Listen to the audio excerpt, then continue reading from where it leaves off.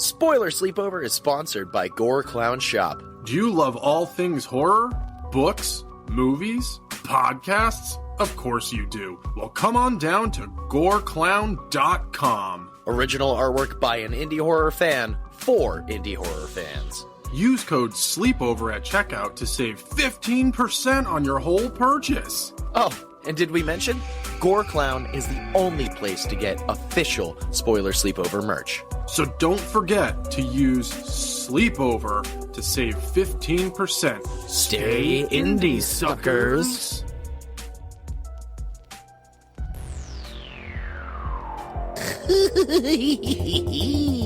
Welcome, ladies, gents, and our non-binary friends to Spoiler Sleepover, Season 3, the season of suffering. Suffer along with your co-hosts Jason, Michael, and Rob as they watch and review some of the worst films to ever hit the screen. Now, enjoy the show. It'll be a real scream of a time.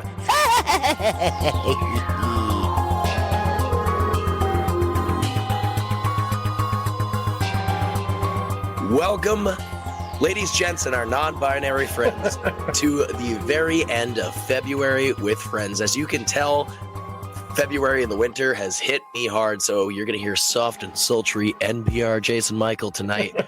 As I've just stated, I am Jason Michael. And I'm Rob. And boy, howdy, do we have a special treat for all you suckers out there. We kept this a secret.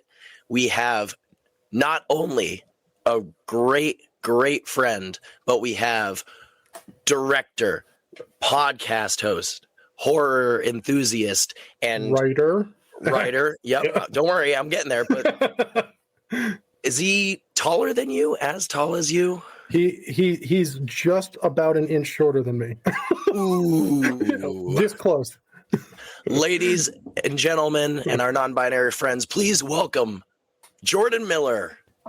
Yeah. Hey, what's up, guys? How are you? I'm great. How you guys doing tonight? Oh, I mean, we're ecstatic, honestly. Finally getting the other half of Camp Nightmare on here. I mean, the reason we know each other. Yeah, it only took 2 seasons. Yeah. We finally got you here. You did this. You did this. Yes. Yeah. I mean, we are part of the Nerd Camp Network. And yeah, this is awesome. Yeah, so we're family. We're like podcast family. Hell literally. Yeah. So for those of you who are wondering, why is Jordan Miller here? Look behind him, for starters. And for those of you not watching the video and only listening online, we're here to spoil, for the first time, fully spoil the only ones, which is Jordan Miller's first feature-length film. I've watched it 3 times now. That's awesome. It's actually my second feature film. Oh, it's your second one. Sorry about that. My first one came out here, like in 2017, and it was not a horror film. It's called The Red Effect. It's still out there somewhere in the ether, but I won't make it too easy for you guys. I was going to say, just send it to us and we'll post the link, but or not. That's fine too. I'll send it to you guys. All right, perfect. It's like a drama in the vein of like Crash a little bit, kind of a racially charged drama. Takes place in Southeast DC, which is right, down the street from us. Yeah, it's a drama. It's like not a horror at all, but it's kind of deals with the horrors of the real world, which is just as bad.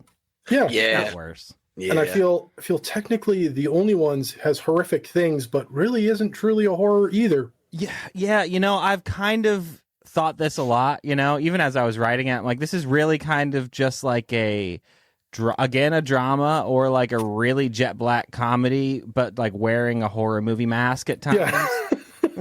And that is a sick mask too. Yeah. Oh, God, it's so amazing. But before we get into that, we've asked everyone this month, and so you're going to be the last one we asked this month.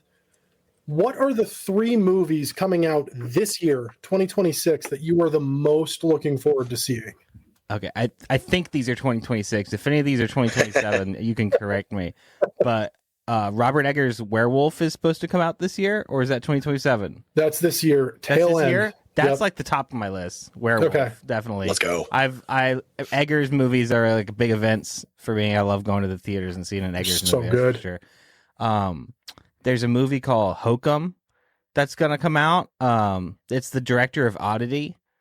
Okay, all right. And it's gonna star Adam Scott, and I literally know like nothing about it, but like I thought Oddity was really great. And, Yeah, Oddity's fantastic. and, like, that guy has done a couple movies, and they're super original every time. So that one, I guess, because I don't know anything about it. That's why I'm most excited about it. And Brad. then Lee Cronin's The Mummy, based on that like little teaser they just posted, that like shot right up to the list of like my most anticipated movies, because I'm really into the concept of like modern day remakes of these really hard classics, like the 40s classics, right? And I think like Nosferatu was like perfectly done. I think we've actually had quite a bit of great Dracula remakes. Frankenstein, fantastic. The Wolfman, like not really it. Like, now here's the thing. I actually think it's a good werewolf movie, but it's not the Wolfman. It's not like, That's fair. you know, That's if 100% you want a fair. good like retelling of the Wolfman and like that story, then I think they did a good job with Benicio del Toro. But I would love to see a really great modern telling. I feel the way I was discussing this with JB the other day, man. Like the Wolfman was like not the Wolfman. It was like just some wolf guy. You know, Should rename it the Wolf Guy. it was Wolf guy. It was just some wolf guy. It was like a good werewolf story, but it's not like a Universal Studios The Wolfman. You know, in the way that like I feel like those stories should feel. You know, Right. As much as I liked how that movie looked, and I liked some of the things they did, but I had shit on that movie before it came out for so long. I was like, this looks like trash. Then we went and saw it opening night, and I was like, fuck, I was wrong. This was actually a decent movie. I've already been shitting on The Mummy because I was like, we don't need another one. We just don't. And then I saw the trailer, and I'm like, all right, bring her The back. fuck? What the Already fucking feels- hell? Like, it feels so much better. Already, that trailer's already better than like that stupid one with Tom Cruise. And I the mean,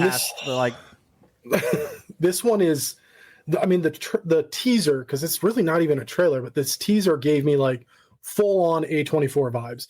I'm like, yeah. I'm very excited to see. I try my best. I haven't really been watching too many trailers recently. I only watch trailers on things I don't genuinely give a shit about. But with this one, I'm like, I've seen the teaser, and now I'm towing the line. I'm like, do I actually watch the trailer because I want answers, or do I just leave the teaser where it is? Well, the and go teaser's see pretty it. short. Like, there's really nothing in the teaser yet. Like, it's not a trailer. So I Yeah. think you're safe, at least with this one. Yeah. He's also teased that there's like a big like procedural police element, like in like via like David Fincher or Seven, something like that. I love it. Here for it. Which I think is a cool tie-in to like any kind of horror story if you want to like ground it in a really cool, gritty way. Is Oh yeah. link it to a detective story is kind of always a nice touch. I feel like that's 2026 in as a whole at this point, because they just announced the Green Lantern or the Lantern Corps show, and it's straight up a detective procedural. Like, he's barely going to be the Lantern the entire show. He's just going to be solving crime, and then occasionally he'll be the Lantern. And I'm like, Yeah, that was like the most. Okay. That was like the Batman, right? It was back to it's like, which is kind of Batman's roots, right? Batman's a detective. He's on He's the a streets detective. solving serial killer murders and stuff like that. yeah, I'm here for this. So DC. yeah, I think those are my three. I don't mean to hate on the Wolfman. Sweet. I liked elements. I No. think Hate on it.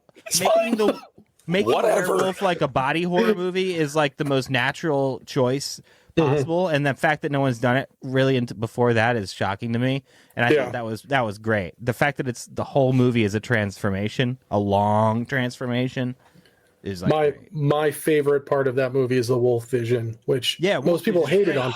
Yeah, And I was like, this Wolf Vision's awesome. That's all great. I think the worst part about to me is like there's like negative chemistry with that cast. Like it's I don't know. I feel like the casting is weird, and I don't even think that they're bad actors. I just think like they don't jive, and maybe that was on purpose because they're supposed to be like falling apart as a family. But Yeah. I don't know. That was the weird part to me. I will agree that Julia Gardner was a bit in the movie. I know. I thought, and I like her. I think she's a good too. actress, but like something about her was like not correctly placed in that movie. I don't know what it was. I really don't know what it was. It was her I think playing it a was him. mom. Like I don't know. I think it was her playing a mom when she looks like she still is in school. It was just strange. She's like, I'm a mom. I'm like, you're 11. Calm down. Like, that's valid. That's valid. Well, then one final question, tacking off of the Blumhouse Universals. Invisible Man. Oh, I liked it. Hell yeah. I really liked it. And like I didn't really expect much out of it, but I thought that was really surprising. Yeah, that was cool. Rad. So which made me kind of like not like the Wolfman more, because I was like, damn, I was ready to like, and I love the Wolfman. Like that's like arguably my favorite one. And we just keep getting so many Dracula movies, and I'm just like, give me a good proper Wolfman or like a Creature from the Black Lagoon, please and thank you. That's what I'm waiting for. I'm waiting for the Creature. And I'm going to be real mean about it, too. You better not fuck this shit up. I'll come for you. I'll find the person. Yeah. I'll castrate a motherfucker. Don't fuck with my favorite Universal movie. Gotta make it right. And like, don't come at me with The Shape of Water exists. I know Shape of Water exists. I love Shape of Water, but that's not Creature from the Black Lagoon. That's like Creature adjacent. Yeah, Creature fucked the Black Lagoon is more like it. And it's fantastic. I love that movie for that reason, but that's not the same thing. It's Guillermo. As I keep going back to that video, I need to find that video and just post it on our socials. Some TikToker out there made a video where he just walked in and he was all wet, and it just said Guillermo del Toro, and he was just like, "You want to fuck monsters?" He's like, "What? No." I fuck monsters. He's just like, "I'm gonna make you want to fuck these monsters." He's like, "Please don't. Why are you sweating?" And he's just like, come from the Black Lagoon. "It's so fucking gross." Oh, Creature from the Black Leather Lagoon. You know? Oh my. You said it, now it exists. It already it's a song. It's like there's like some it's the Cramps, isn't it? I think it is like some rockabilly tune. Nice. All right. Well, this is awesome. We're here to actually now talk about your movie. We both own it separately. Mm-hmm. It's fantastic. I actually watched it the first time after he bought it, because I was just like, "Oh, you bought it, good." And I watched it, and I was like, "This deserves a second watch." And then today was my third watch. I said, "This deserves a third watch." Wow. And now I own it as well, because I was like, yeah, there's so many layers to this movie. It blows my mind. Now, for those of you out there, you've heard us talk about Camp Nightmare before. We're family in the podcast realm. At this point, this is not me just stroking the ego of a friend. This is me like legitimately watching a movie and being like, holy fucking shit. On a third watch of this movie, there's so much more that I have missed the first two watches. Nice. With characters just they show their hand real early in the movie. Yeah, they do. And I missed it in the first two watches. In this third watch, I was like, oh fuck. I was like, somebody's already unhinged. And it just you casted everyone so perfectly too. Every actor that plays their role does that role to justice and then some. It is unbelievable. You did fucking fantastic with this movie. Thanks, man. I adore my cast. I'm huge fans of every single one of those people. Yeah, I mean, one of the greatest cast members is only in the movie for like 2 seconds playing pinball, and she killed it too. yeah, with a very familiar looking hat too. That's right. She's wearing that hat. It was like definitely not wintertime, but I'm like, you know what? Whatever. Yeah. If like someone finds it and someone's that, and like they find it's just another Easter egg, which there's quite a few of. Yeah. Was that at Spinners? That was at Spinners, yeah. Which they've been trying to move to a new location for quite some time. So that version of Spinners is no longer in existence. I'm glad I got to see it before it was gone. Yeah. That was living forever and the only ones. God, we had so many extras. That was a fun night. There's a lot of people in there. I mean, that's what it looked like when I was there, but there was no cameras around. Now, I wanted to watch this for the first time before we recorded. So I was waiting for this night to watch it right before. And at the very end of it, like I went into it, very not, it's Jordan. I know he's going to make a great movie. Like I loved 3. That was great. The little short film. But I was like, I can't, just go into it and being like, it's Jordan. It's going to be great. I got to go into this with a non-objective lens. Yeah. And at the end of it, I went, he did a great job. Jordan did a great job. Good job, buddy. You get a pat on the back. It was tremendous. Like seeing your influences and the little Easter eggs and seeing like different things that you pulled like influence from. Like there's a little bit of Texas Chainsaw in there. There's a little bit of What Feels Like the Hills Have Eyes in there, things like that. And I'm just watching like this is a horror fan's movie. Yeah. And it's great. Thanks, man. It's also like kind of what I imagine is like we also live in a world where like we've seen all of these movies. So this is like the world where like our collective paranoia is like just preys on us a little bit, and like like we kind of fall into the traps of the things that we've seen on TV or seen in other scenarios. I mean, there was a lot of stuff that I was expecting to happen that straight up didn't happen. Yeah. Like the curveball of Boneface. In the very beginning, I was like, "Oh, this is how we're starting." And the big hope was like if somebody had watched the trailer or knew anything about the movie and they saw it in the theaters, that they would have like a panicky moment that they have walked into the complete wrong picture. That's awesome. So before, as we always do, with a little synopsis for The Only Ones. We have a group of friends' plans unravel when a string of misfortunes spirals into bloodshed. Trust crumbles as the survivors are forced to confront harrowing the truth that sometimes the deadliest threats come from within. Ooh, I honestly, the entire this entire third season, the season of suffering, that's the most accurate synopsis we've ever read so far. Some of them have been like, kind of, and then the rest have just been absolutely not. I literally look up every episode, somebody else, like somebody who watched the movie rewrote a synopsis. I'm like, see, this is it. Most studios are just like, we'll throw it against the wall, whatever sticks, I guess we'll put out. Something happened. This was perfect. Did you write the synopsis for this yourself? Yeah, I wrote the most of that, and then the distributor that's the reason why. Kind of like massaged it a little bit to like make it a little better. But yeah, that's the core of it was me, and then the distributor kind of made it more distributory. That's perfect. Oh, that's awesome. So yeah, it starts off, we get a backstory of a family that, everybody was driven out of the woods. And oh, by the way, if you haven't seen The Only Ones, first off, go watch The Only Ones. We'll wait. How was it? Was it good? Yeah. All right, good. That was about enough good. time, Yeah. So if you don't want us to spoil it, go watch it, come back and listen, because you're not going to want to miss this episode, because we have the man himself. Damn it. I'll answer whatever questions. Oh, I have questions, but they're mostly, fun questions, not like, why did you do this? How dare you? Good. Okay. So there's a family, the rest of the people were driven out of the woods. There's a family that stays, and they start with inbreeding and incest, and eventually there is a baby that is so horrendous that it rips the mom in two, named Boneface. Wonderful. And looking at it, it gives me Trapper from Dead by Daylight vibes in The Mask. Yeah. Definitely. And like you already nailed it with Chainsaw, like the whole idea with the narration in the beginning was to kind of give you the Chainsaw feel. And we got Brett Wagner, who played Leatherface in 2003's movie for a bit, doing that narration to kind of like bring that homage home.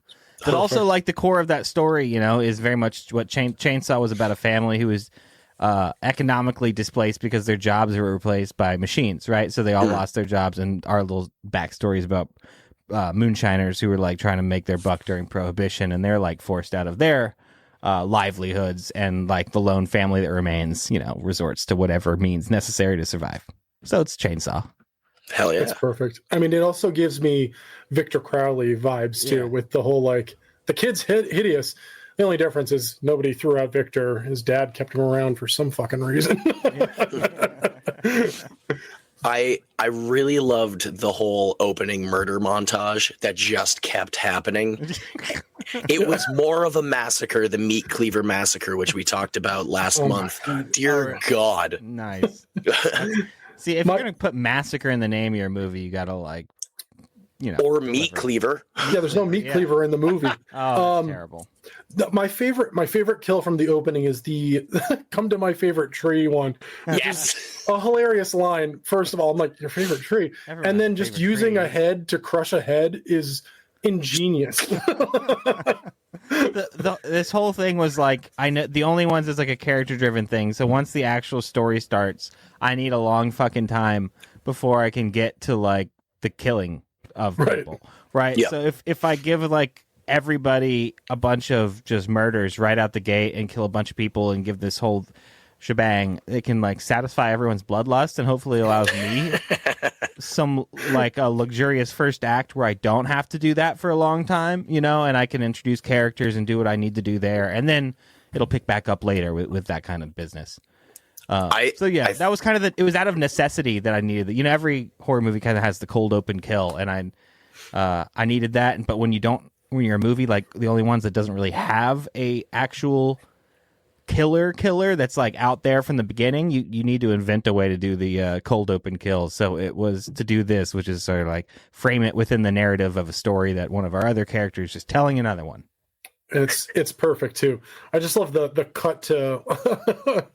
Is there a point to this? Yeah, is amazing because I'm just like, that would be me being like, all right, for what fucking point are we doing this? Because we get kind of like more derivative as we get until we get to this girl who's about to pull her top off, and it's like we're like right out of any Friday 13th sequence or something. And that being a perfect segue to it's being told by a guy who has his own podcast as him and his friends are driving up to one of their friends' uncle's houses. I have a question. Is there any real inspiration from people that you know as these characters? Or did you lean heavy into any stereotypes for any characters? They're all mostly versions of myself, to be honest with you. But there's a lot of inspiration. Like I've been in the scenario of cleaning out the dead uncle's house. So that's sort of a real invention. There's also the whole fact that they're on a mountainside in which private owners have not allowed cell phone towers to exist. That's based on a real experience I had when I went out and shot a movie in a place like that. And like you had zero signal, like 40 miles from location until you like left again. Nope. So the minute I was in that experience, I'm like, well, I got to file this away because like every horror movie needs a reason for cell phones to like not work. So that was a good one.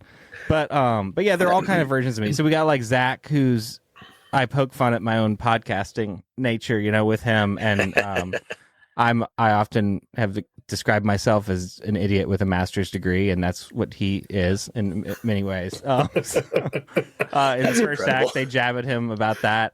And then, we've got Emily, who plays Valerie, who is like the morbid side of me, who's like obsessed with all the dark stuff and, doesn't really have quite a good explanation for why. And Tatiana, who plays Sarah, her whole arc is something I went through myself, which is like dealing with the nature of like this word that like has these connotations that like aren't all positive, like, and then, that kind of thing. So that was all from real life. Who else we got? We got Paul. Paul was like more, who plays Nikki, was like kind of more my actual like high school experience where I was like in a lot of like honors programs and all these like fucking academic programs and stuff like that. When I was really kind of wanting to be more on the creative track. And so there was a lot of like pressure in the sort of direction that I was like not naturally wanting to follow. But then there was Jude, who plays Jeb, who is like actually who I was in high school, which was like, because of that, I sort of rebelled against that, and I was like doing a bunch of nonsense. So I was sort of behaving a bit more like Jude and Jeb throughout that, Jeb, who plays Jude, throughout that scenario. So that's there. And then Kayla, who plays Casey, who's just got a camera glued to her face, is kind of the most obvious one. Like I love filming. I've had a camera glued to my face for a big portion of my existence, so that's kind of me too. Rad. Yeah, that's the most nail on the head one too that I picked up because I was just like, I know this. Yeah. Yeah, there's a level of like, you experience the world through the lens of the camera, and you can make sense of it later. Right. Exactly. It's not real if you're holding a camera. Yeah. Yeah, that changes real quick when we get to that part. By the way, that's probably my favorite kill in this movie. Definitely mine too. Like, I was like, how is he gonna? Oh shit! Oh shit! There's a lot of like really literal nature to that character, to Casey's character. Like she dies the way she lives with that camera glued to her face. You know, Yep. stuck right there. Yeah. So good, so good. So our cast of characters arrive at a gas station, and again, playing to horror movie tropes, playing to things that you love, and it's like, all right, yep, 40 unleaded, please. And then Zach, who pops up from the back, just, hey, is there anything we need to worry about on this mountainside? Like anything Looking for it. we as any, young teens need to worry about? And he's like, no, you're good. He wants it so bad. From the beginning, he wants it. And even the other guy shining the shotgun in the back is just like, Rain. and you got the music going in the background, like, oh shit, what's it gonna be? No, you're good. Yeah, Rain. That's Rain. Jim Crut from Dawn of the Dead, the original Dawn of the Dead. Oh shit. He's the helicopter zombie, gets the top of his head lopped off. Oh hell That's yeah. Mr. Jim Crut. That's him. That's amazing. He's great. That's incredible. So they continue up the way. They park a whiles away from the house because it's a dead end. There's no way to actually get up to the house. So they all grab the necessities, beer, probably the beer, and they go about their way. We come up to the house, which the first shot on the inside, I was like, Texas Chainsaw, fucking Yeah. Texas Chainsaw right then and there. But the door is open.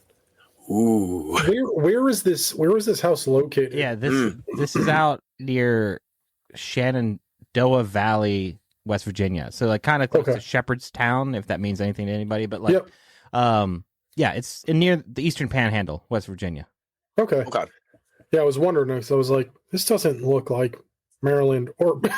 Yeah, well, it's like, it's a mixed bag because we have some Maryland stuff in there, but most like a lot of the woods stuff, even when they're like some of the kill stuff that happens in the woods later and in the beginning is all in Maryland. But then all the drone shots are in North Carolina. And then we have almost everything else is in West Virginia. So there's kind of like, it's like everywhere and nowhere, but it's just general East Coast, variety. Did you shoot any of the wood stuff in Burkittsville? Please say yes. No. Oh, damn. If you want me to say yes, I can say yes. I want the truth. Yes, we did. Oh yeah. That'd have been wild to just be like, all right, so we're gonna go shoot today, and you grab two people, and you're just like, we're going out to Burkittsville. I'd been like, hey, no. I've shot in those Burkittsville woods numerous times. I've done quite a few music videos out in those woods. I did a short film out in those woods. I used to live like right there. Like I used to live like less than a mile from those woods. I was brought out there to go see Burkittsville. I was so happy to go see it. Oh, okay. Well, cool. That's great that you liked it. Thanks to Bree and Matt took me out there. To be like really underwhelmed because that's kind of what it is. It is my second favorite horror movie of all time. Well, those vibes make it special, right? Like getting it out there and seeing that the town is still exactly what it looked like in the movie blew my mind. I was just like, that's where the woman graveyard with the crying baby was. I was like, dude, this is fucking wild. Everything about it, I was just like, oh my god. And Bree and Matt were like, well, this is it. And I'm like, we're hanging out. And they're like, oh, pictures? And I was like, all the pictures. I was like, I want to be here. You should make it out one fall. I think they do it in the fall. A friend of mine named Matt Blasi does like this annual like tour day, all the locations, and he goes out, and because a lot of these people are still local. A lot of times each year you might find yourself on like a tour ride with some of the cast members or like something like that. I would lose it. Back in 2018, I was helping out with the 20th anniversary for the Blair Witch Project a little bit, and I made like a retrospective that they played before the movie, and like they brought in like all the cast for that. And then like the next day, like every single person from the movie went on that tour. And then it was just like them and like eight like tourists who were just like, what? Just like randomly on this tour with like everyone from the movie, like luckiest people ever. That's cool. So amazing. Yeah, I want to get back out there. We're working on something. Hopefully we'll be out there sooner than later. So and Frederick Horror Fans Group that like does the screenings out like right there, right in Burkittsville, like outdoor sort of bring your chair, Right. and watch a horror movie outdoor. That's like right in Burkittsville. Ooh. Yeah, Chris O'Brien had actually told me about that he went to he's gone to quite a few of them, but he was like, dude, next time you're here. And I was like, They're fun. I would love to. I would love to watch that in the woods. I'd be pissing myself They're the fun. entire time, but it's the only horror movie that still scares me. I don't understand Yeah. it. Oh, No, it's terrifying. I do understand it because it's scary as fuck. Yeah. So, an overarching theme of season 3, which one other movie besides the only one with beautiful opening nature shots. Yeah, usually they wind up being absolute shit. But this and Let It Snow from, what was that, 2020, I think? 2020, yeah. Let It Yeah. Snow is unbelievably good. Yeah, we've noticed that a lot of indie films. What is Let It Snow? This is a horror movie? Oh, it's Yes, great. it's so good. We had I no found- idea know what about it this was. movie. It's great. It's Okay. so fucking good. You want to feel isolated and desolate and terrified for somebody else and yourself at the same time. This is the movie. It's so Is it like good. Christmas themed or is it just like winter themed? Winter themed. Light bit of Christmas. It takes place at Christmas, but that's like only because of you see a Christmas tree in the lobby of the hotel, Yeah, right. which In the way that hotel is Nosferatu is a Christmas movie. Gotcha. fair. Yeah, fair enough. So yeah, the door to the house is open. The crew Yeah. goes in, or Nikki and Judd. Jude. Sorry, Jude. Jeb plays Jude. Jude plays Jude. It even Nick- confuses me. You know? Nikki and Jeb plays Jude go in, which also he has a gun straight the fuck up out of nowhere, and it's like, Yeah. oh, cool. So That part was not influenced by me when I was young. I've never been a gun person. yeah, when In you my said life. Sure. But I had friends who were. I definitely hung out with like a crew of friends, and there was a couple of them who were absolute kind of gun nuts. And so there If you you go. know him, you know him. Yeah, I have friends like that too. we go into the house again. Major Texas Chainsaw vibes. Nikki is sweeping downstairs. Jude goes upstairs, and we see a door open upstairs, and we're like, okay, what's about to happen? We see someone move in there, and we're like, oh, Boneface. Yeah. It's happening. It's kind of No. like, there's all these like important like horror slasher movie moments you have to like hit, if you're going to, especially if you want to do what I did, which is subvert like as many things as you can, you also have to like hit a lot of them too and like do a lot of them. And like, this is the big one when they go into the house is like the crossing of the threshold. Which again, like we're back in Chainsaw, like Texas Chainsaw is like one of the greatest like threshold moments ever. All these shots from inside the screen door when they're like outside and it's like, do they go in? Do they not go in? And once you go in, everything in the movie changes after that, right? Like that's like sort of with like the catalyst. Like you don't go back to your real life after you sort of go past the threshold. Yeah, and after what happens in this, there's no going back for anybody. Yeah. Like even if more people survived, shit went south real quick. We find out there's squatters living in the house. They've been out on like a couples therapy session. Therapeutic camping trip. Yeah. Yep. And what happens? But Jude is literally pointing the gun in their face, ready to shoot them. And at first, I'm like, oh, he's got good trigger discipline. His fingers off the trigger. And then just, motherfucker, I swear to God. I know. It's like, oh, my God. So the squatters leave. They promise they'll never come back. Nikki takes, I think, Zach with him to go check out the rest of the house while the squatters walk away and they see their van. And the husband, I don't remember. Do we get their names? You don't really actually get their names spoken. They do have names, and they're in the credits. But it's James and Ryder is the couple. But James is played by Christopher Inlow, and Ryder's played by Nancy Ann Ritter, who was in the first Scream movie. Yes. Nice. That's a face that I recognized. She's wonderful. These characters you get a very quick development of their relationship. Yeah.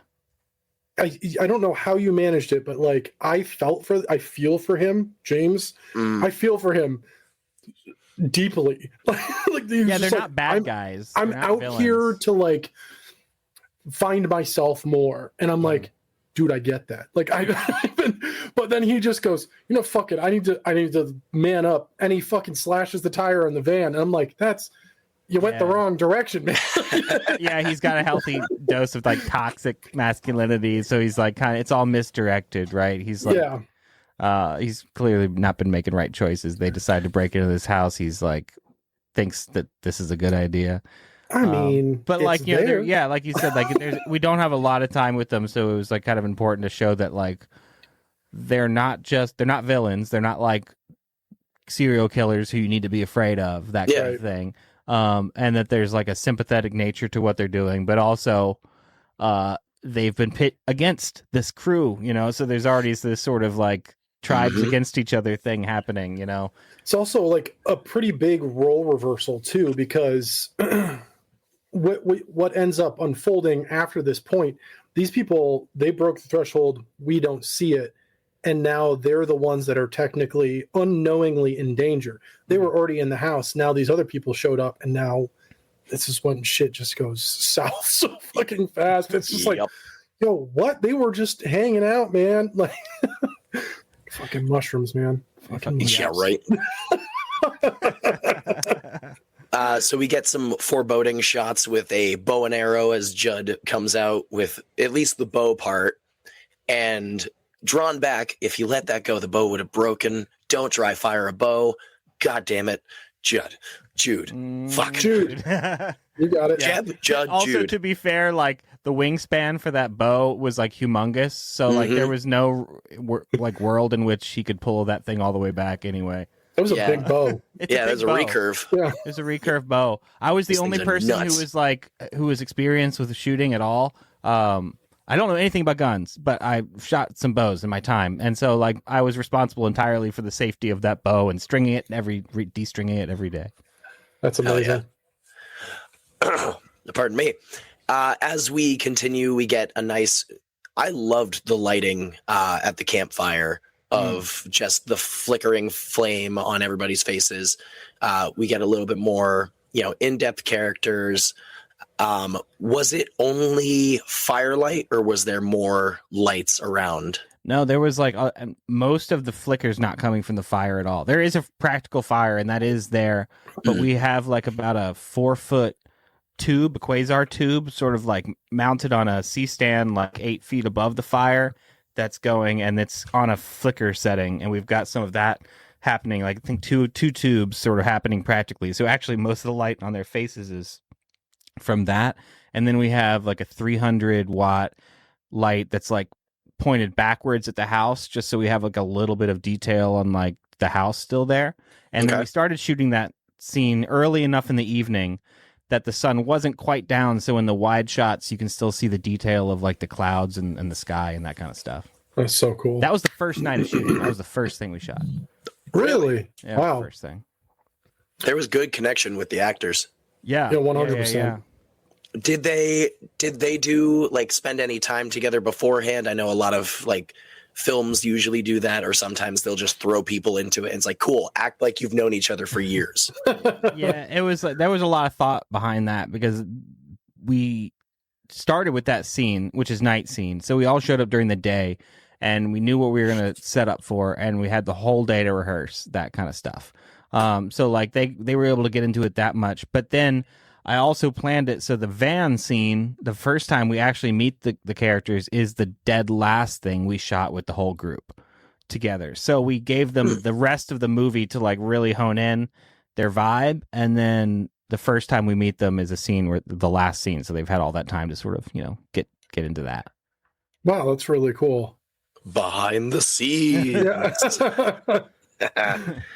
Oh, that's awesome.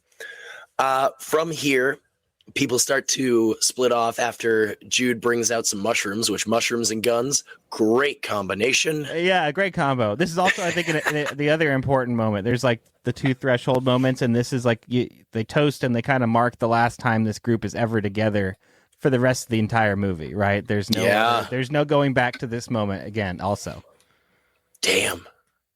Yeah, I didn't really deeply think about that, but yeah, that's true. Holy shit. After this, yeah, Jude is dispatched pretty quickly, and then from there, people just start dropping like flies. So such a fucking out of left field moment too. With that, I was so here for it. So everyone else goes into the house. Jude stays outside because he wants to watch the fire. And a good little, I see what you did there. When he's like, all right, just be careful. I don't want you falling into the fire. And he goes, don't tell me what to do. Yeah.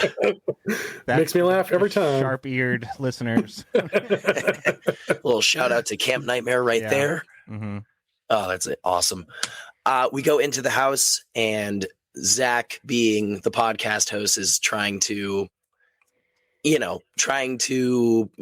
not in a way push the podcast, but he's trying to get his target audience or his target market. Yeah, he's also on. He's a little bit of drugs too. So yeah, that's right. He is taking shrooms too, and he's just kind of he's being himself. Honestly, in a lot of ways, he's like telling spooky stories and trying to get people to drink with him, but like inadvertently pisses somebody off, which is also probably something that happens a lot for this guy too. I just want to make sure that I have everybody's names correctly, so I'm looking that up in the background. I like the foreshadowing that you do. Like the gun being pulled is the most obvious, and then there's that nice going back to the bow being hung up on the outside, and you pull into that so just gracefully, and you're like, oh yeah. There's a lot of these, what you in the writing you call I forget where I learned this. They call it not so secret weapons, which is basically there's the pocket knife is a not so secret weapon. Yep. The bow is a not so secret weapon. They're things that you establish in the first act, so when you come back to them later, they're naturally placed and ready to go. And there's also a very common movie thing called Chekhov's gun, which is like if you show a gun in the first act, this gun's got to go off by the third act. So I wanted to flip that around where we find our Chekhov's gun and it goes off in the first act. And then that gun is actually kind of handed around and like used, but never goes off again in this whole movie. So it leads its way into, it's like the gateway weapon into like every other thing in this movie.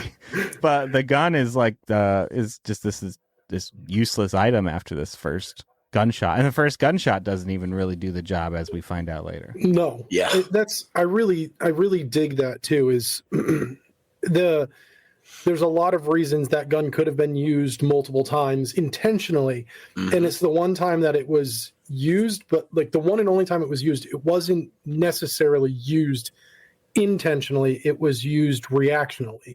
It was a reaction, not an intention, and it carries that weight for the rest of the movie. Like us as the viewer are watching this thing, we're like, we know what that did unintentionally, and anytime anyone gets it, there's that moment of hesitation, and then it's off, it's gone somewhere else, somebody else has got it, it's on the ground, whatever.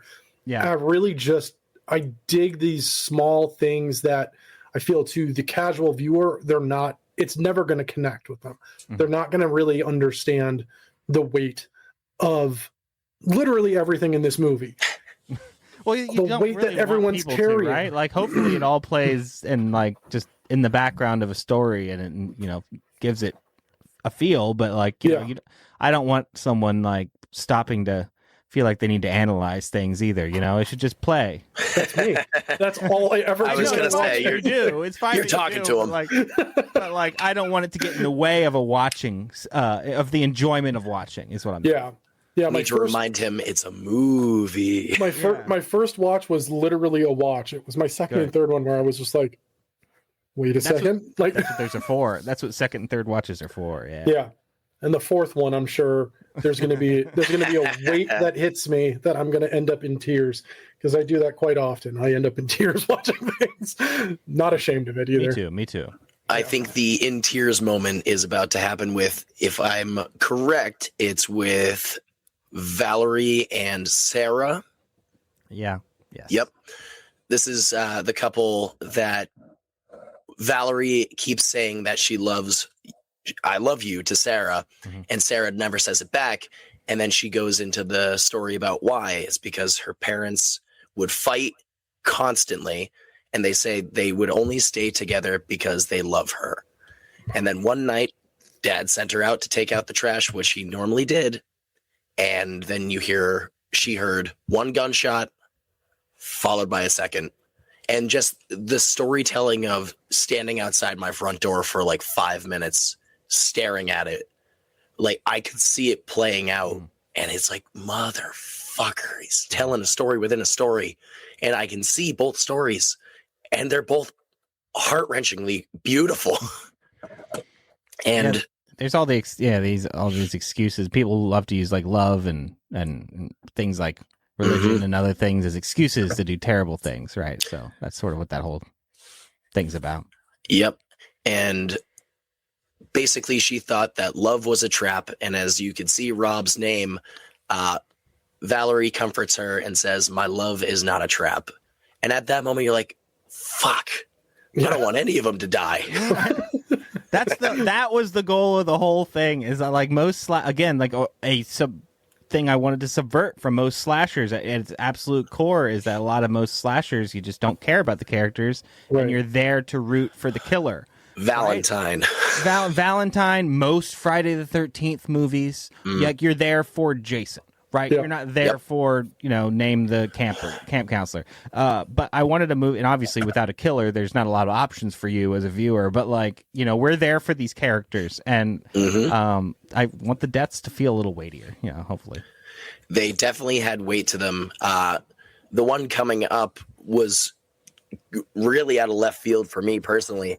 We go back to Jude, not Jeb, not Judd, Jude. He's out with the fire, and we hear voices in the trees, which, Jordan, if you could spoil the credits a bit, who's the voice in the trees? That is Raven Jackson. That's my partner. There's also a couple of my own whispers in there, but it's like 95% her. We did all that here in the studio, right exactly where I'm sitting. Ooh, I know. Amazing. That's where the magic happened. And that experience is 100% based on something that I did, where like some friends and I back in the day, we were actually making a movie, and we were on like an off day, and we took a bunch of like crazy research chemicals that somebody had like ordered from Canada. Crazy research chemicals. And I like went off to pee, and I heard the trees. Baby, I heard them, and there was this like world-shattering moment where like the trees were so obviously like beautiful women dressed as trees, right? And then I would reach out for the hand, and the hand would be like a tree branch where the leaves would crumble, and it would be sticks, and it would just be like, reality would come like slamming back, and it'd be like, oh my god, it is a tree. It was just like it was this whole experience, and then I went back and pretended like nothing happened. But then panicking internally. But then that's why Jude does all that. That's incredible. God, that's amazing. It's so amazing. Oh my god. So Jude is going off to listen to the trees. He's like, "Do you hear that noise, tree? Don't do it." Whatever you do. Luckily, I got off easy. Yeah. You didn't wind up like Jude, which in a few brief moments, he starts really having a bad trip. And then we get a quick flash of Boneface with glowing eyes. And that's where he fires the gun. And we cut back right before this as well. We had Zach and Casey. They had a little bit of a falling out because he just thought, hey, am I just content to you? Am I just like, you just got to film everything I do? And she's just, no, I mean, can you say it again for the camera? And he's like, fuck this, I'm out. So he goes outside, and at the same point, Sarah is outside, and he bums the smoke from her. They hear the gunshot together, and we find out it wasn't Boneface. Instead, it was Ryder, or Nancy Ann Ritter, one of the squatters from earlier, got shot. Where would you say that was? Shoulder, chest? Yeah, shoulder. Okay. And it kind of like, because the shirt kind of moved down where the hole was, it ended up looking more like chest, but it was all like staged as shoulder, so it's supposed to be shoulder. Okay. At first, I was like, you would die if it goes through your heart. So I was like, wait, you need your heart. Shoulder. Thank you for filling that out, because I was like, there's no way Jordan went shot in the heart and they'll come back and, shot through the heart, yeah, I didn't want to go Bon Jovi with it. stab through the neck, and you'll die. Ooh. Get around that one. And it rhymes. So You're welcome. Yeah. So we see it's James, right? The other squatter. Mm-hmm. So James comes back for obvious reasons and completely understandably distraught and like, valid. What the fuck did you do? Mm-hmm. That's it, you motherfucker. And he pulls out the knife that he went for the tires with and just stabs into Jude's neck. And this was one where I was like, what the fuck? Yeah. I mean, we've seen James' proclivity for like rash decision making, So Yep. like we've seen that he's like can do that kind of thing, but yeah, he takes it to 10 and that neck kill. Mm-hmm. The knife pullout is seamless. Like that was so good. So our effects artist is Joan Jones. She's amazing. Great name. Best name in the biz. She built us. She took the hero knife, which is the sharp one, which you see in quite a few shots when it's shown in close up. And she 3D printed like duplicates and triplicates, so we have safe versions of the knife that people can swing around and stuff. And then she also made a retractable version, which is what you're seeing when he pulls it out for the neck. So that's an invention of hers. And it's so smooth. It does not look, sometimes you can see you're like, that's a retractable knife. But this was like, I'm like, yo, what? How is it a fake neck? Like, where is it placed? Real like, neck. That's so good. Again, 3 watches, and I'm on the 3rd watch. I'm like, how? Our sound designer's selling it a lot with his like gross sound design there too. So he's nailed it. He's really bringing it home. And again, this having a horror movie fan make a horror movie and just knowing for a fact, practical. Yeah. Always. Was there any digital at all, minus probably the glowing eyes on Boneface? Yes, but actually quite a little bit. But like, and the glowing eyes are half practical. I got LED lights and I put like little things behind the mask that were going. So there was a practical light there that was accentuated in post. But there's a couple little things that like I had a house number removed from a thing. I had there's a few wide shots where I could see houses off in the distance where they could theoretically go for help. So I had those removed in the backgrounds. There was like a couple practical gore elements are accentuated with some digital that I needed because there was like you could see some of the gaps and that gaps had to get filled. So like those little stuff. And it was always like accentuating something that was kind of already there. And that's how digital should be used. It's the words right out of my mouth. Cover things up or add just a little bit. Yeah. It doesn't need to be the whole thing. There's one shot where there was a whole ass flat screen TV in the background. I got rid of that. That's probably like one of the biggest things. That was like the thing was like mounted to the wall, and it was just like not, we're a low budget affair. Yeah. Oh, it's wild.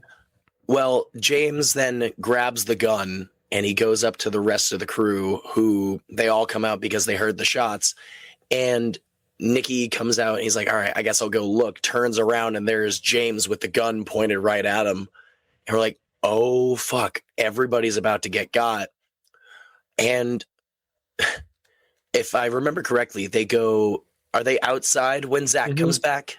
Yeah, Zach. Yeah, they're all outside and Zach had gone off a few moments prior to go get flashlights for everybody. That's what it was. Yep. And Zach returns, and as Rob would say, he goes to James and says, I would like to ask you a question. May I ask you a question? Yeah, and it's a big question. And it's just right into the head. Again, the practical and the fact of it's like he's just got an axe to the fucking head and we're watching it happen. And we see him fall and the axe is still sticking out. all gags, like when he gets hit, that's all sound design. You just hear it and he reacts, and that's just Joan Jones, our effects artist, on a stepladder with blood dripping down on his head, and we don't even see the axe. He falls and it's so fast he's just a blur, so you don't actually see the axe really until a whole separate shot in which we placed it. So it feels like it's always there, but it ain't. That's so good. That's so good. Oh my god, it's so good. Meanwhile, at this point, I'm sure Zach is still probably feeling some effect of the mushrooms and ew. Yeah, he's having a bad trip too. Everyone's having a Hardcore. bad time. Yeah. I would argue that Jude is probably having the worst trip of them all. Jude had the worst time. Yep. They all go back into the house. They bring the body in and roll him up in a rug. And they're like, all right, let's go to bed and we'll figure this out in the morning. I don't know how the fuck you're going to go to bed after that. Bold choice, but okay. We come back in the morning and they start talking about what they're going to do. And we see a pretty cool looking shirt, the Cramps. And then we also see a Camp Nightmare one. That was the joke. There's lots of Yeah, no, the Pet Cemetery one that we see as well. Yeah, that's one I picked up at a record shop years ago. And the Cramps one, it is the Cramps design, and it's that Cramps artist who did that. But it's a local record shop, Record Exchange. That T-shirt actually is. Oh, wicked! Yeah, Record the Exchange. Cramps guy is like put from that in. our town. Like that guy like lives in our town, so he did all their artwork and stuff. That's Yeah. so cool. Quick question about the let's go to bed and figure this thing out. Yeah. Every watch that I've had of this, I went, Shaun of the Dead? Yeah, wait for it all to blow over. Yeah, we'll go have a pint and wait for it all to blow over. Was that a little hat tip to that, or was it just coincidental? Well, it's actually funny because the bigger nod to Shaun of the Dead would be the following cut where it goes from like hard night to hard day in like in a hard cut. Yeah. You know, that is like a very Shaun of the Dead kind of moment. I didn't think about the other thing you just said, but valid. Claim it. We'll censor it out here. Yes. You're like, Yes, I did that wasn't. Yeah, all three times I was just like, that's really Shaun of the Dead of you, and I didn't even put the connection of the hard night today. I always love Christ. that moment. He like writes his note. He's like, "Get her back, get your life together," and then he like falls asleep, and then it's like, boom, and it's like morning. I always love that. So good. This is another connection, which I don't know if it was intentional, but my brain immediately went to Tucker and Dale versus Evil at this point, where they're starting to drag the body away, and we see Ryder's still alive, and she shows up. I mean, obviously, spouse is dead, horrible, distraught, but it was like, it's all been a big misunderstanding at this point. Yeah, And, like- definitely. Like, and people keep bringing up Tucker and Dale in comparison, which I think is like in tone, not really, but like in overarching concept, kind of, yeah. You know, in the way that it's a big, vast misunderstanding that becomes something out of control. So yeah, in that way, definitely, yeah. Yeah, the tone for this is heavy. Oh, God, yeah. Tucker and Dale is hilarious. Yeah, it's like they play for laughs, right? Yeah. And like all the meetings and stuff we had with actors leading into this movie was like, we're never playing it for laughs. Like we're making like arguably funny scenarios because it's like a situational comedy kind of in ways, but we never play the jokes for laughs. You just play it like dead straight serious. Yeah. Ways. And during this movie, especially at this point, I was sitting there going, no one's coming back from this. Like, Right. no one is going to be the same by any stretch of the imagination. And I've been doing this a lot recently, and I hate it. I'm imagining myself in the movie, like, oh, how would I deal with this next situation? It's like, shut up, Jason. Just enjoy it, damn it. I've I'm ruined sitting you. I've Yeah, you ruined do that. you. I You do it all bastard. the time. So they bring James's body to over by the shed where Ryder saw the bow and the arrows next to it, and then we don't see it in the next shot. We have Casey, we have Nikki, we have Valerie. The knife fell off of James, and Valerie picked it up, and they're trying to drag the body. She keeps dropping it, and she goes, "You figure it out. I'm gonna go over here for a hot second. I need a moment." We see Casey filming, and as we stated, dies the way she lives. Yeah. That's where the bow and arrow comes into play, just straight through the back of the head, in through the eye, in through the camera, eyeball sticking out at the very tip of the arrow. I like to MST3K my movies when I'm at home, not in public. If you go to a movie theater and you talk, fuck you. Yeah. But I'm going, oh shit. Oh shit. Because I was waiting for it to happen. I just didn't expect that. And that is why it's my favorite kill of this movie. It's my favorite kill too, by far. That was the one we worked the hardest on for the gag. It was Joan's idea, our effects artist, to pluck the eyeball on the very end. Her and I had just done a music video for a metal band in which a guy like ripped his own eyeballs out. So she literally had these eyeballs from a thing we had just did, and she's like, and like plucked it on the end. I'm like, chef's kiss, Joan. Cinema. Does it make sense? Not completely, but do I love it? Yes, ma'am. I don't think anybody cared in that moment. They were like, yes, absolutely. Yeah. We, from there, Nikki, obviously freaking out, sees Ryder coming at him, and she shoots him through, I'm trying to remember which side, but shoots him through like a similar shoulder shot with another arrow, which then he pulls out, which if you do get impaled by something, don't ever do. Leave it in. Don't pull him out. Yeah. That's another retractable gag that Joan made, the arrow. Oh, nice.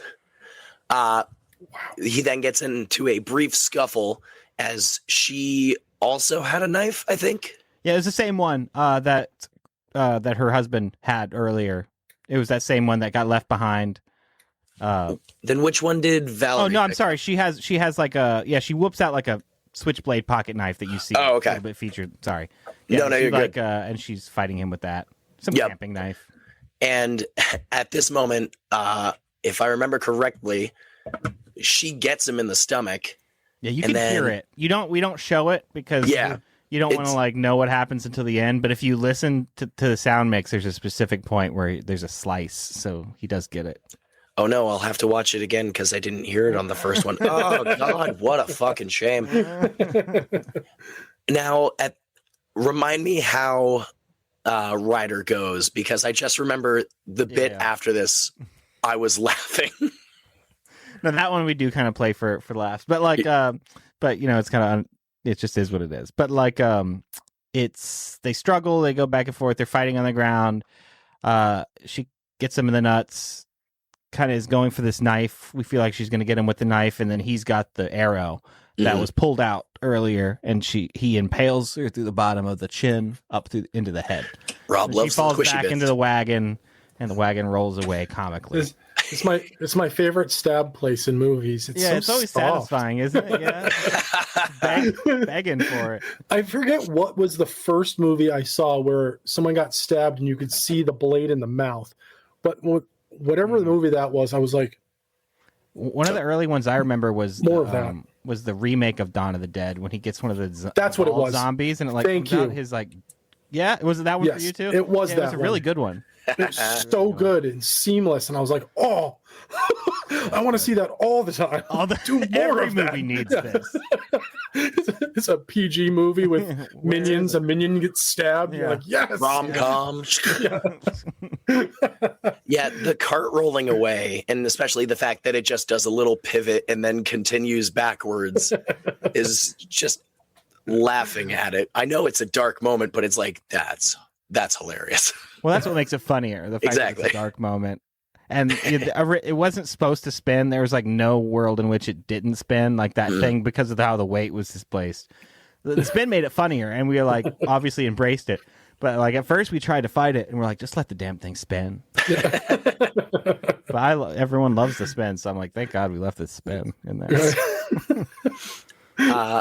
After this, we can see Valerie up front, and we can see the cart going in the background.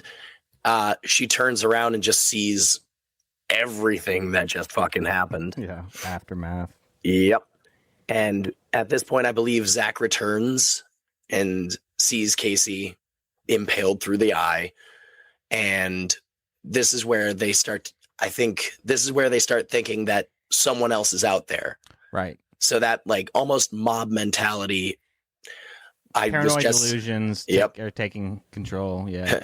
The evil dies tonight. No, it's not evil dies tonight. But they all start going, something else is out there. Someone else is out there. We need to fortify ourselves, barricade ourselves inside. They start setting up like Nightmare Part 1 traps with the nails and the duct tape. Yeah. And that comes into play so freaking well. Again, that's another not so secret weapon And we're like, hey, here's another not so secret weapon for later. Mm-hmm. And earlier when they were deciding what to do with the body, Zach was texting his co-host. Was it Greg? Greg, yeah. Which is like just a nod to Greg Byrant, who's been on Camp Nightmare and we did our Simpsons show with. So if there was just yet another podcast person on there, I was just like, it's Greg. Yep. Not that this person is anything like Greg, but it's just sort of a little nod to Greg. And it was basically saying, tires slashed, dead bodies, not a joke. Please come help. Mm-hmm. And we get a cut to Spinners, the arcade where he works at, and he sees it and he tells Raven, who's over there playing pinball, I gotta go now. Like, you gotta watch this. You gotta watch the store. I gotta go. We see him driving for, a brief moment later. But back at the house, they're preparing because also, as the old guy in the very beginning warned, rain. There's a nor'easter coming in. Did not lie. No, it's true. I warned you, child. Yeah, it said rain. And they're all like in sleeping bags on the floor. I can't believe this is happening. I got to go outside. What? We just literally fortified everything. Why would you want to go outside? I can't stand the idea of Casey sitting out there with the arrow in her eye, or with, Nikki being out there dead. And it's like, motherfucker. All right, fine. So him and Valerie go out. Before that, we get a really important moment where you're like, oh, right in the feels. Sarah says to Valerie, I love you. And we get that nice full circle. As they go out, Valerie accidentally, or it falls out, drops the knife that she took. And this is where Zach starts feeding into that more like, oh my God, you did this. Like, why do you have this knife? This is the same knife. It's got blood on it. What the fuck? Explain that. And valid too. Like valid logic jump there to make. Truly. Shit's gone sideways and your friend has a bloody knife, or your friend that you've been fighting with this entire movie. Right. She's like, you're not getting along. She's yelled also at you. An outsider within the group. She's the partner of his longtime friend. He has not known her like everybody else. So there's that difference too. See, talking with the guy who made the film makes me love this movie so much more. Because it's like, I'm glad it doesn't do the opposite. That's good. Yeah. What do you rate this movie? 0. Yeah, sucks. It's going down, going further down. At this point, I believe they start to struggle. I was, again, you could tell I'm not quite well, so I had NyQuil last night. So I was starting to fade out at this point. I was like, no, I have to finish the movie. This is when the UFOs arrive. Bigfoot says, what's up? It's just that mushrooms kicks in for the viewer. Is that what was in my NyQuil? Shit. No, the popcorn's free. You have to eat it. Like, why? Why is it green? Okay, whatever, fuck it. So how does Valerie die? Valerie dies a little bit later. She gets a knife in the back from Zach after the scuffle. She's like called Sarah outside by calling her name. Mm-hmm. She gets a knife in the back and falls out of the picture, and then it becomes a cat and a mouse with Sarah and Zach. Yep. And then we like fully go back into horror movie territory. Like we commit to it, and it becomes cat and mouse with horror movie synthesizers, running through the woods, discovering dead bodies. All the horror movie things that are supposed to happen in a third act of a horror movie are now happening. Yeah, and this is the score straight goes Carpenter at this point too. Mm-hmm. And this is also where like Zach takes the line of "my love is not a trap" and turns it on its head. Mm-hmm. Which again, third watch, it clicked. I was like, oh shit. Because he admits, I was going to marry her. And then he's like, but I always loved you. I don't really know why I was going to do that with her. And it's he was like, in his own love trap, right? He was. Yeah. So like the theme of that just carries through all the way to the end too. And it's, oh fucking Jesus Christ. It's intense. Like, and it's such an amazing payoff for a movie that starts with a false start, if you will, with Boneface, goes into we are our own worst enemies. We are our own slashers. We are our own killers. Like we are always in our own way. We are the only ones that can harm ourselves. I see what you did there. Yeah. I've had so much time to think about the name of the movie and like the context of like what's happening and like what you wrote and how you shot things, that getting to the end of the movie, you realize the whole time, and this is what I was talking about earlier, the beginning of this was like, there are tells. Everyone shows their hand real early, and Zach is the one. At every moment when he is running his mouth, you're like, this dude is so fucking full of himself. And he imagines himself as the main character, and yet his girlfriend's making him the main character, and he doesn't like it because he's not in control. He hasn't been in control the whole time, and once he finally realizes he can have control, he abuses it and attacks the only woman he quote unquote has loved his whole life. It's fucking psychotic. He goes full crazy at the end, and man, does he get what he has coming to him. And he starts to like turn into a physical monster too, because he gets whacked with the baseball bat earlier, so now he's like starting to like swell up and like looked deformed too, so he's like physically becoming this monster that he's revealing himself to be. Yeah, becoming Boneface, if you will. Yeah, sure. I mean, that's kind of the idea. Like the first thing in Brett's narration in the beginning is like things that go so horribly wrong that a legend is born. The idea is that this is one of those instances of all these people self-destructing, and who knows what story will actually get told about what happened to these people, because they don't even fully know. Yeah. You can make a sequel and call it These Other Ones. Those other, the and it just starts with them telling the story of what happened in the only ones. It'll just be called Also Those Guys. Them there too. So, seeing as we are at the end of the movie, Jordan, would you care to bring us to a close on how The Only Ones ends? Oh, yeah. Oh, sure. Well, hopefully at a genuine emotional moment. We've got Sarah has smashed Zach's head to bits after he has attacked her. Valerie's revealed herself to not be dead and delivers a fatal blow, would-be fatal blow with an axe to Zach. Incapacitates him, but Zach is able to murder her in the last minutes with a knife to the heart. Because a lot of these kills are thematic, and like love being a core theme, she gets a knife directly to the love organ.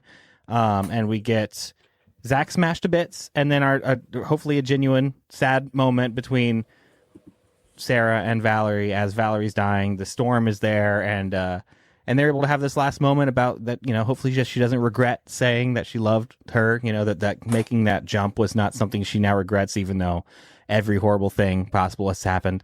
The storm passes at exactly the same moment. Valerie passes away, and Sarah's able to walk away, and while we're able to get a little breath, then Greg finally arrives at the worst moment in human history and just like plows her down in the road with the car and crashes it. And hopefully so much has happened that like certain members of the audience forgot that Greg exists. That is my genuine hope. He's a rule of three. We mention him one time in the very beginning in the van.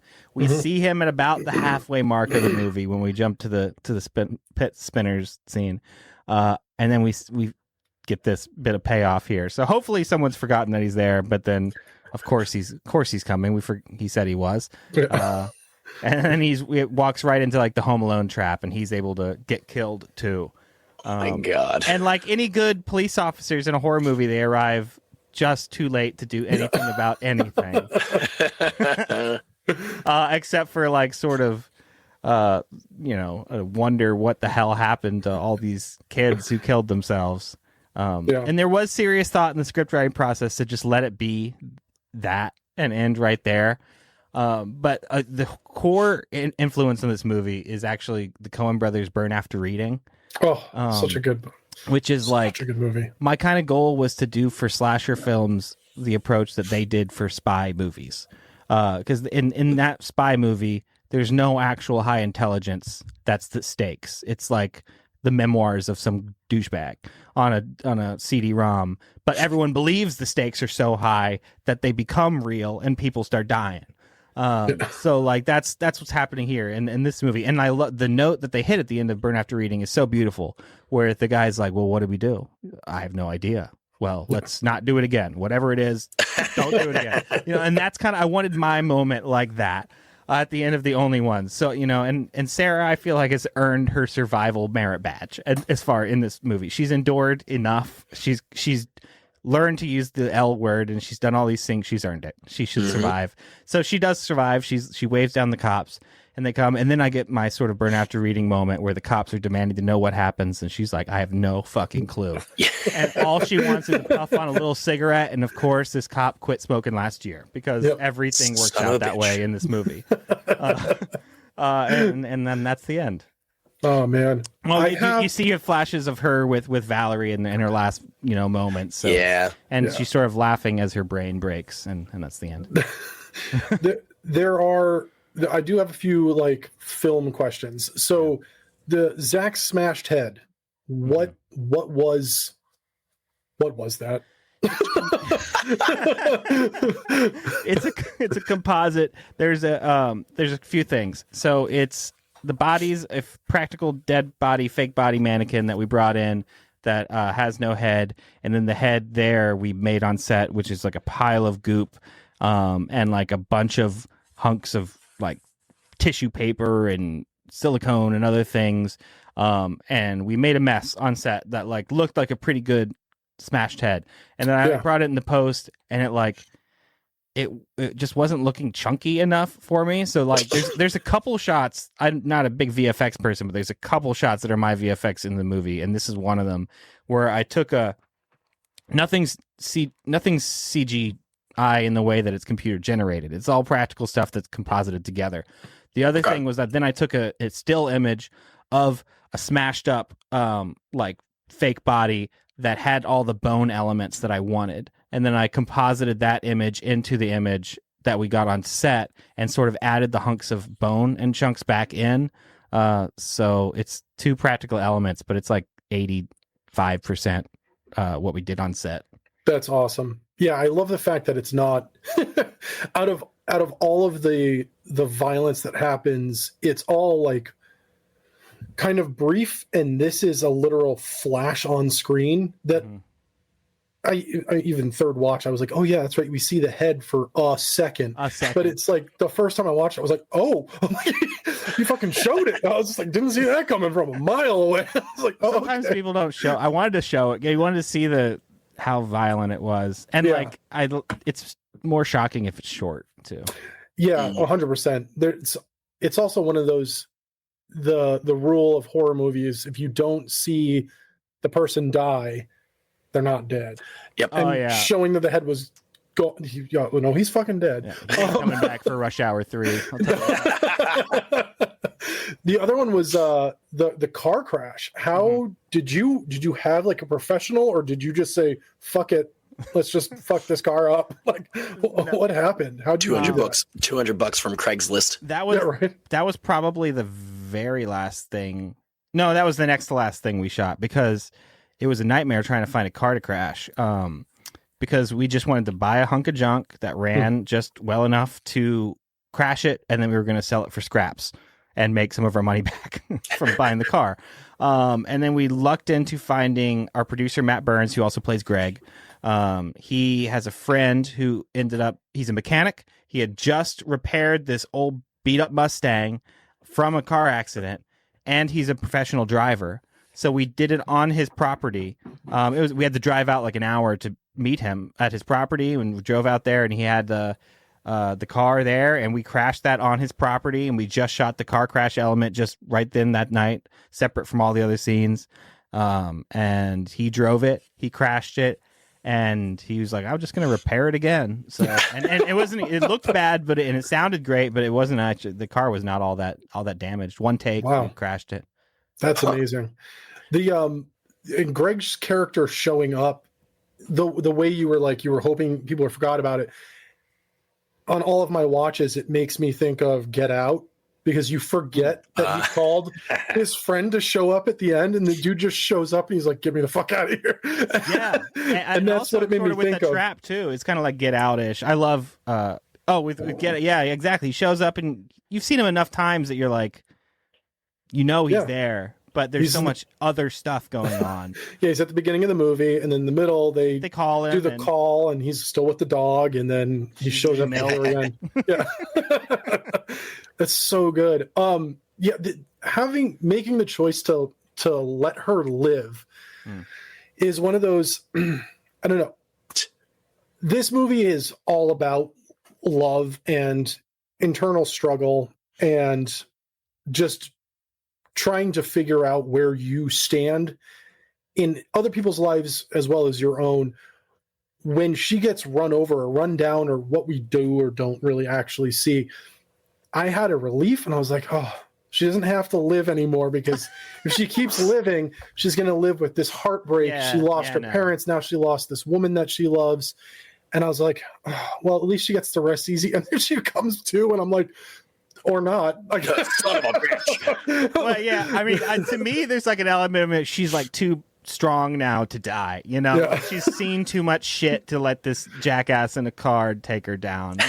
You know, but I understand your side of it, and that's a very valid side of it. And it's also kind of like the ending of so many horror movies, right? Because there's surviving is one thing, but like living is another. Like, right? Because like there's again another kind of chainsaw ending where when we see Sally taking off in the back of the car, she's laughing. Yeah.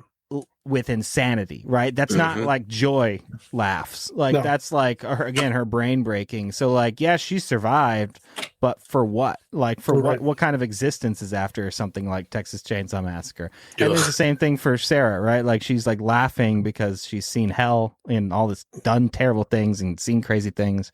And yeah, she survived, but I don't know exactly what it's going to be like after that. At what toll?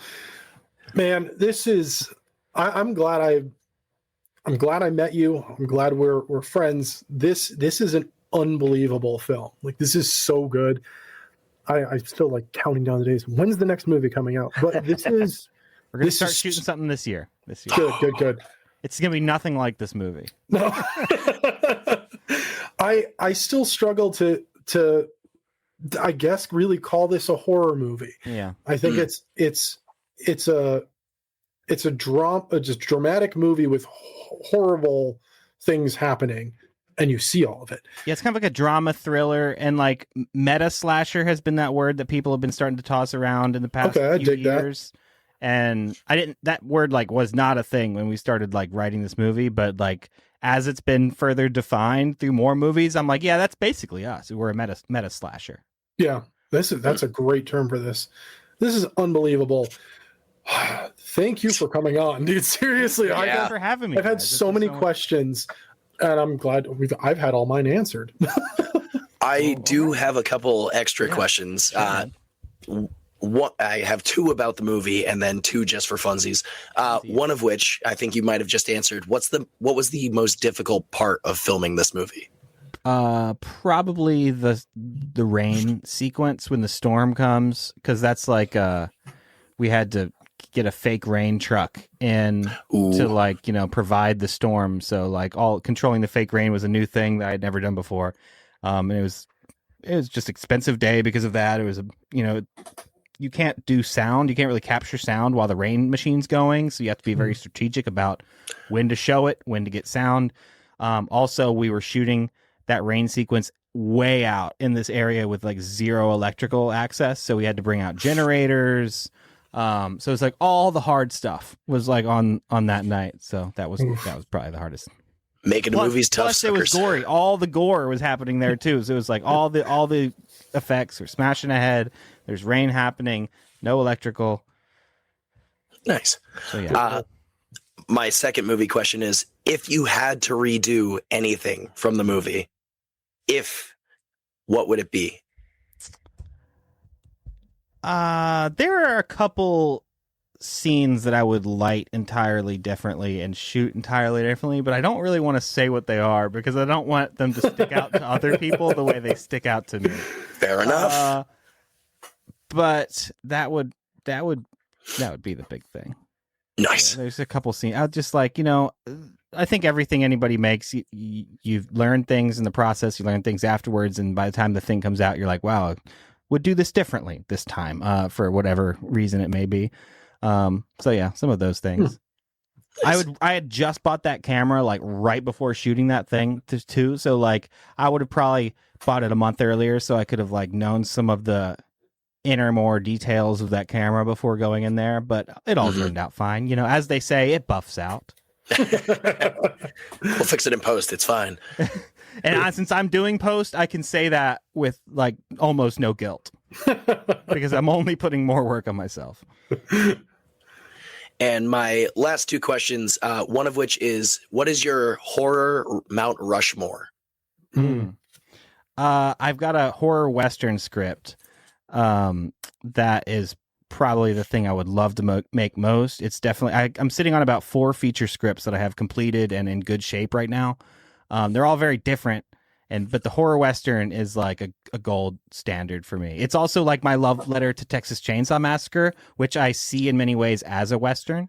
Yeah. But this is like a real Western where it like takes place like right before the turn of the century, late 1800s. It's sort of like the era where America has this illusion that we've tamed a wild land, and we follow a family from one town to another, and these terrible things that happen to them in the middle of the desert on the way. Was this the thing you filmed with Daniel Roebuck? Oh no, I haven't filmed any of this. This is just a screenplay. Oh, okay. This is just a screenplay that I would love to make. Gotcha. And my last question, and it's the most basic bitch question, but I do love asking it. What inspires you, Jordan Miller? Oh, I mean, movies. Hell like yeah. That's like a real vague, terrible answer, but it's also the truth. Just like I love movies so much, and so much of like how I've learned to understand the world has come through movies, how I've learned to connect to a lot of people who've been through movies. When I write movies, I understand people better and I understand myself better. And it helps me process things. Everything about movies is magic. It's great. Even if people are getting their heads smashed, there's still like a little nugget of beauty there, and I love that about movies. Excellent. That's perfect answer. Right. So that's all the questions I have. Before we do go, we have 2 things that wrap up our episodes. One of which, Rob and I, we could probably agree, we have a bloody legend of the week. So like a hero of the movie, or, you know, a character, a kill, the score, something like that. Rob and I are probably going to, you know, pad your ego a little more and say bloody legend of the week for the only ones goes to Mr. Jordan Miller himself. 100%. Well, thanks. Now, I want to throw one in there. Do it. Jordan, what would your bloody legend of your own movie be? Yeah. Harry Snodgrass, our sound mixer and sound designer. There you go. He is a mentor of mine from years ago, especially from my music days. He's the biggest professional on this entire production, and we were super lucky to have him. He's the guy who sound designed and mixed Aliens 3. He sound mixed Napoleon Dynamite, like Robin Hood Men in freaking tights, dude. Like this, he's an absolute legend, and he's like taught me so much about sound and how sound. Through this movie, I learned so much more. That's like working with him on the post process. Wow. I've wanted to work with him for years, and I've never called him up because I wasn't never quite, I didn't have a project that was quite Harry ready, yet. And then I started announcing this movie, and he called me up, and he was like, "Am I mixing this thing?" And I was like, "Oh, I guess so." That's awesome. Incredible. So it was really great. Harry's amazing. He brought this whole thing up a letter grade and a half, and we were lucky to have him. That's so cool. Oh. Well, and then our final warm fuzzies. Our final thing is we rate all of our movies on a scale of 1 to 10. And I mean, without fail, I've watched it 3 times. Generally, movies that I don't watch more than once get a pretty low score or in the middle of the road. 3 times. I mean, this is a 10 out of 10 for me. The more I watch it, I'm here because I'm no, trust me. I'm gonna be. I've said lower scores with people that have worked on things before. That's true. I know genuinely the fact that not only does this have rewatchability, it has as I've been saying this whole time, the more I watch it, the more I pick up, the more I catch, the more I notice, and the more I feel for each of these characters too. This is from top to bottom. This is just amazing, amazingly well scripted, beautifully shot. The misdirects left and right are just awesome. I mean, this is, and the score and the ending credits song. Jesus fucking Christ! Oh, dude, the ending credit song. I'm a big fan of King Dude. So to get him to do this for me was like huge. There's a lot of stuff in this movie that I just like sweet talked people. Not even sweet talked. I would just like get to know people. I'll be your best friend. Yeah, kind of. Like, like I did that for our Rain guy. Like the fake Rain guy, took him and his wife to dinner, and I was just like, help me with some rain. That's awesome. That's so cool. And he did. He like, it wasn't free, but he helped us greatly. And then and King Dude was the same way. Like he and I share a love for like 1940s country and 1950s country. So like we talked a lot about that, and he gave me a really nice sort of indie deal to use that song. It's a very old song of his too. So it's great one I song. really like. So it was great to get that for the opening or for the ending credits. Yeah. You're the one who introduced me to King Dude. His music, and I've been hooked ever since. I'm like, He's so great. I already have him written into the opening credits for another movie that I've scripted. So like, I just love his movies. His music's like made for movies, man. It's so good. That was so good. Yeah. All right. So Jason Michael, what's your score? So, yeah, Jason. I'm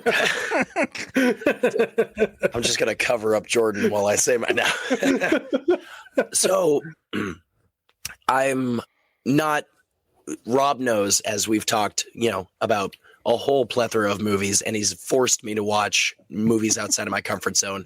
Normally, I wouldn't go indie horror, but it would be slasher routes, and this is what I was getting when I first started watching this. But then it just completely threw that out the window, and I was like, oh, okay, will I still be here for this? And I still was. The fact that I wasn't expecting genuine connection to characters and to actually feel for them, and the moments of like, cool, how are we going to kill this person? And can we get to it faster? Because I don't like you. But yeah, totally. And I'm glad you guys liked that element of it. Cause like, and I knew going into it, there'd be a lot of horror fans that hate this movie for that same reason, that the thing that happens in the first 5 minutes isn't the thing that's going to carry you through the rest of that movie. I didn't care anymore. I'm glad. And I don't care that there's negative. I don't give a shit about those negative reviews because I knew they were coming from the moment I was like writing this script. I'm like, this is going to happen, and it's just the nature of it. When you like, I wanted to make something that hadn't really been made before, or something I hadn't seen done within the sphere of these kinds of movies. So people are gonna hate that kind of stuff no matter what. There's gonna be a small amount of people who just aren't into that. I definitely think that having that mindset makes this even better, because like at the end of the day, you made the movie, you had fun with it. That's all that really matters. It's like, do you like it? Sick. Yeah. Everyone else, fuck them. I will agree with Rob. It is a 10 for me. Oh. I'm going to go back and rewatch it and probably pick up on those things. But just like, again, at the very end of it, I went, oh my God, good job, Jordan. Good job. Well, I'm so glad you guys dug it. And now, the moment you've all been waiting for, Captain Critical himself, Jordan Miller. On a scale of 1 to 10, what would you give The Only Ones? I have to rate this movie? Yeah, you do. Welcome to the Thunderdome. Yeah, well, it's clearly a 10 out of 10. Can I go higher than 10? It's a 15. I do it all the time. There you go. This motherfucker breaks the rating scale. I actually, I'm contractually obligated to say it's a 10 out of 10. There's paperwork that says I have to say that. There you go. You hear money sounds in the background every time you say it. You're just like, there's a check. Yeah, I have one of my producers is right off camera with gun pointed right at me, so I have to say 10 out of 10. That's incredible. Well, amazing. Thank you again very much, Jordan. This has been an absolute blast. Yeah. I woke up this morning and texted Rob. I was like, hey man, I feel like shit. Oh. Obviously I'm losing my voice. We were going to record by the time of this recording Night Swim for our Season of Suffering. Jesus Christ, words are escaping me. And I was like, hey, maybe we can't watch Night Swim because like we were talking with Jordan, and he's like, should we just like talk to Jordan and say, hey, we're not feeling great? I was like, fuck that. No, dude. Like, I'm amped for this. I don't give a damn if I can't talk. I'm talking with Jordan about this movie tonight. Yeah. He came to play. Yeah. So thank you very much, Jordan. It's been an absolute blast. It's been a great movie and a tremendous episode. Thanks, guys. Yeah. It's been real fun. Thank you. It was good to see you again, too. It's been far too long. Yeah, you guys too. Holy fucking shit. That was awesome. That was fucking fantastic. That was so cool. I've missed talking with Jordan and JB collectively, but the times that I've hung out with them, I've had amazing conversations with both of them, and it was just so cool to like chat with Jordan again, and specifically to talk about this movie that has been in the progress of being made for years. Yeah. And I mean, it's been out for quite some time at this point, but it's unbelievable. It's such a good movie, and he's so genuine. Like, he's not going to beat around the bush or try and fake anything when it comes down to shit, which I think is genius. The questions you asked at the end were just thank you. Perfectly pointed questions. I have like 4 more, but we already took up enough of the man's time, and we had to. I mean, he would have been happy to answer them all. Oh, exactly. But like, just again, I don't remember if you said it off recording or on recording, but like, we just like hanging out and talking with people.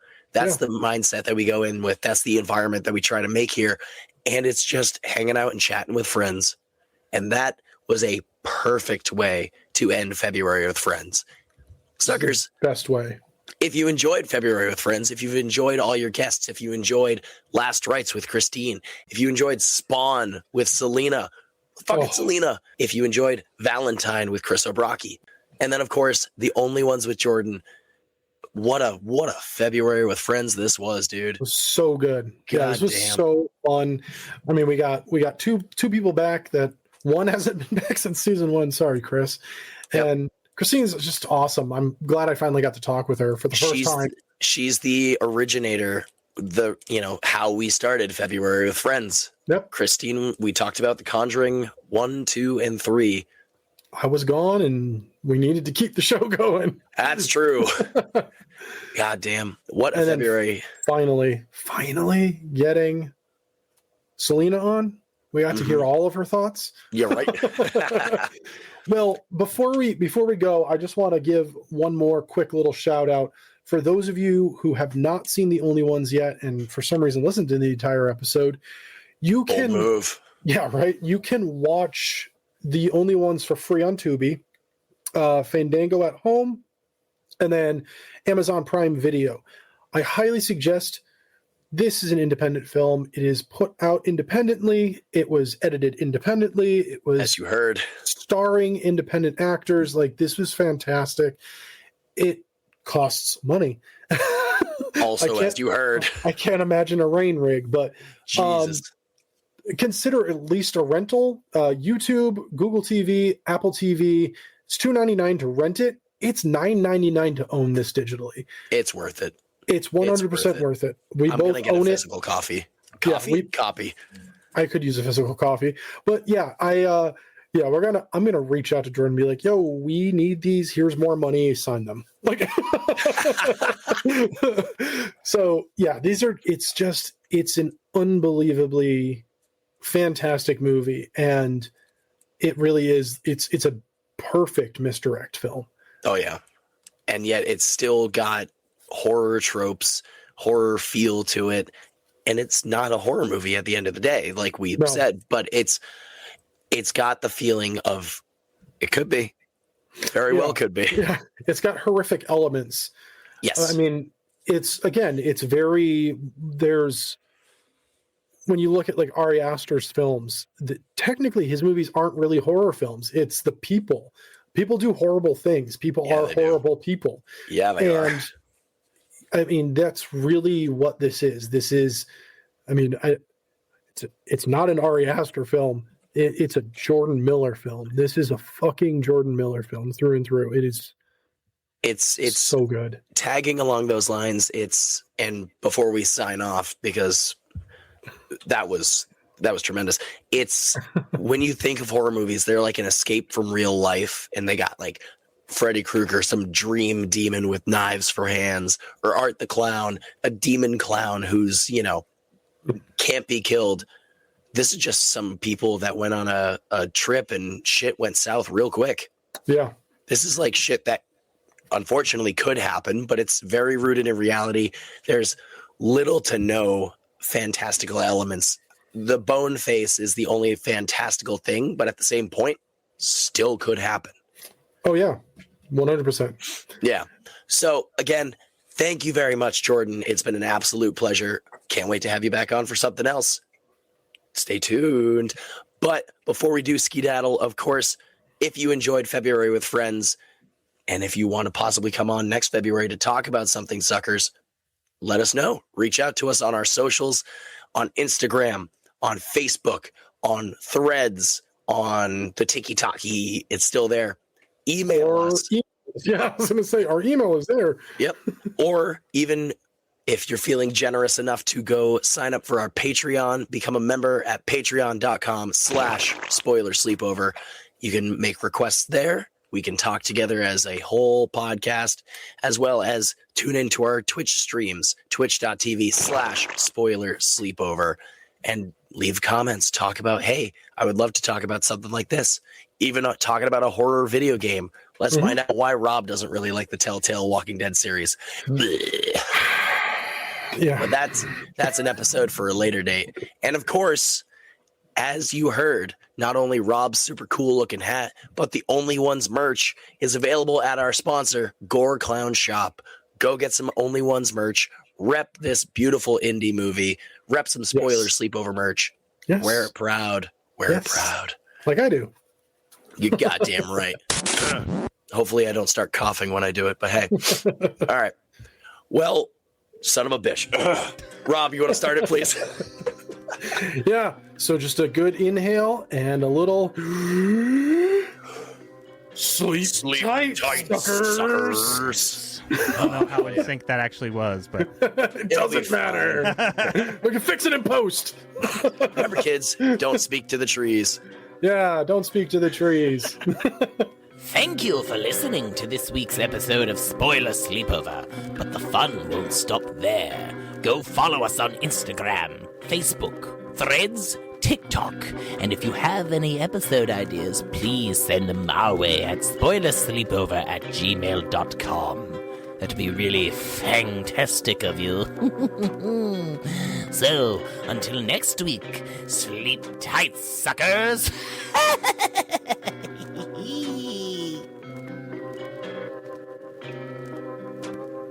Spoiler Sleepover is sponsored by Gore Clown Shop. Do you love all things horror?